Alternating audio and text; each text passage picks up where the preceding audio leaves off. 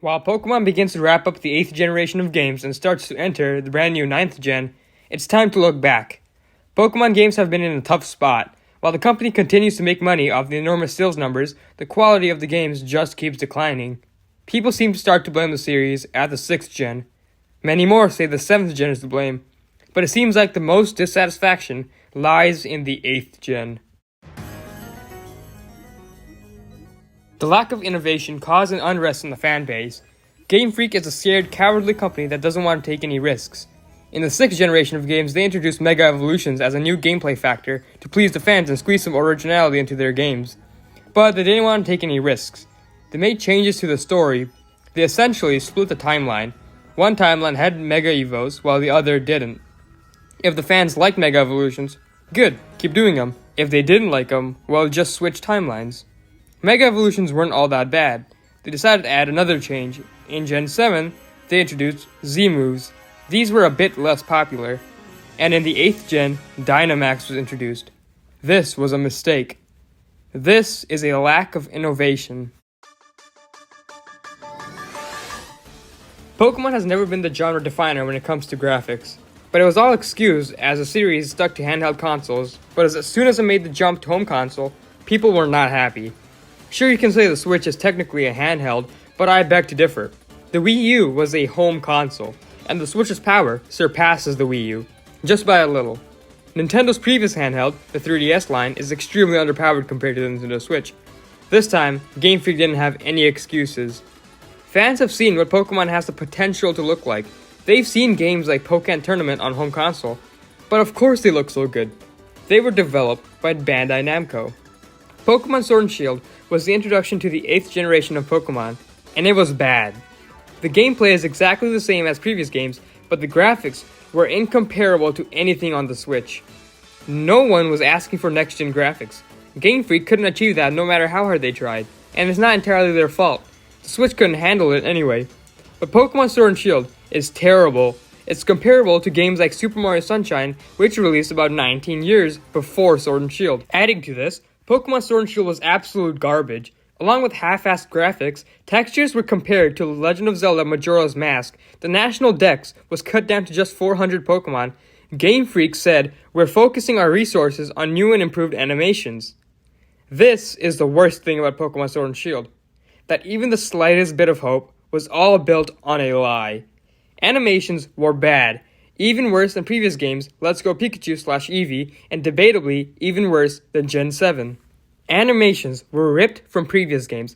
Cutscenes weren't even naturally animated. Characters cycled through a very small set of prompt animations, and many characters didn't have any expression or emotion. Characters weren't really compelling either. Rivals in previous games were so interesting, even in Gen 6 and 7. In Sword and Shield, all 3 rivals are stupid. Of course, this is just the big stuff. Poppin', slow text, lame city and lame level design, lame story, all of these are included in this package. This is a lack of effort. There's absolutely no excuse. There are other games that do this. Atlas definitely showed Game Freak how it's done with Shin Megami Tensei 5.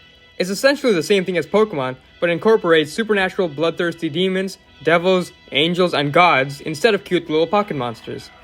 These two games have a massive difference when it comes to quality, but I will give Pokemon credit.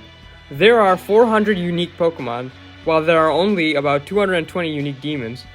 But of course, one of these is the highest grossing company of all time, ousting Marvel, Nintendo themselves, and Star Wars. I don't think it's a stretch to be expecting similar quality to Shin Megami Tensei 5. This is a lack of concern. These 3 things led to the downfall of modern mainline Pokemon. 1. Lack of innovation. Game Freak didn't have any new ideas. The innovation isn't there. The strive to improve doesn't exist for them. 2. Lack of effort. Game Freak isn't putting in work. These games are half-baked. There is no effort put into Sword and Shield. And 3. Lack of concern. Game Freak also doesn't care. They don't care what other studios are doing. They don't care that they're delivering quality. They only care about getting an incomplete game out and getting filthy rich off of it. Fun fact, Pokemon Sword and Shield is in the top 5 best-selling Switch games of all time. But if it's sold well, what's the problem? This is why I bring it up. Mario games sell well. Zelda games sell well. In the early 2010s, Mario games were starting to get very bland, but they still sold like crazy. Skyward Sword HD was overpriced, and it was an extremely lazy port, yet it still sold a crap ton of copies.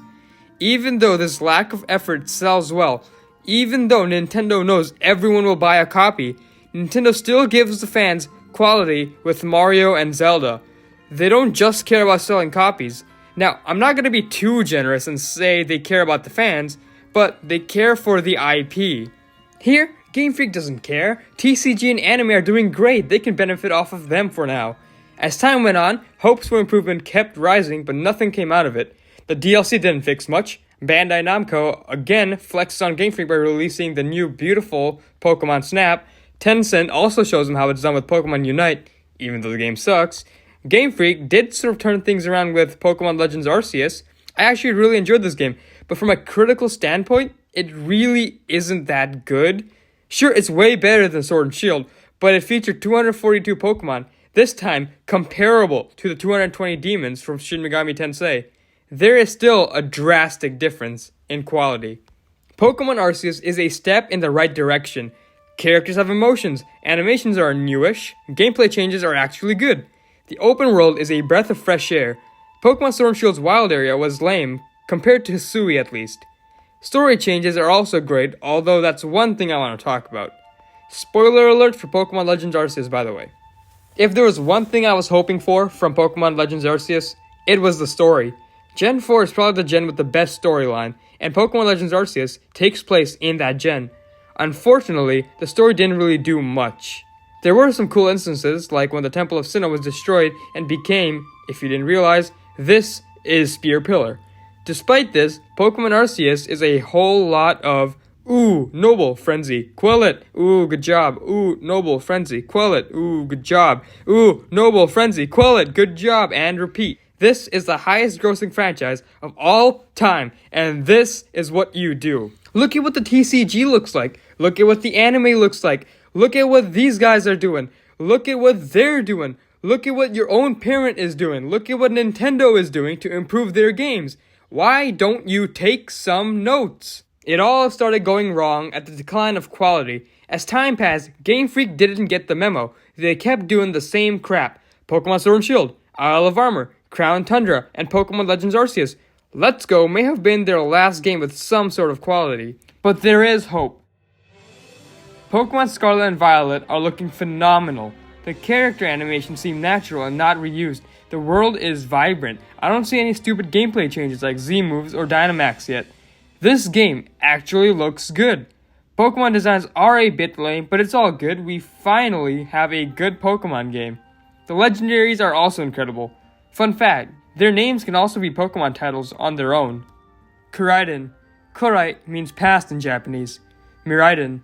Mirai means future in Japanese. They both represent the colors Scarlet and Violet, and you can tell both of them represent future and past. Koraidon has his dinosaur appearance, which also matches the new professor, and Miraidon has a robotic texture, which matches the other new professor. I actually read this post, and I can't unsee it now. These professors actually look like villains. It would be a first for the series. It may be that Game Freak turned over a new leaf. I'm actually not going to get too excited, because this is Game Freak we're dealing with. They'll do something to screw it up. That's their motto after all. Take one step forward, and 2 steps back.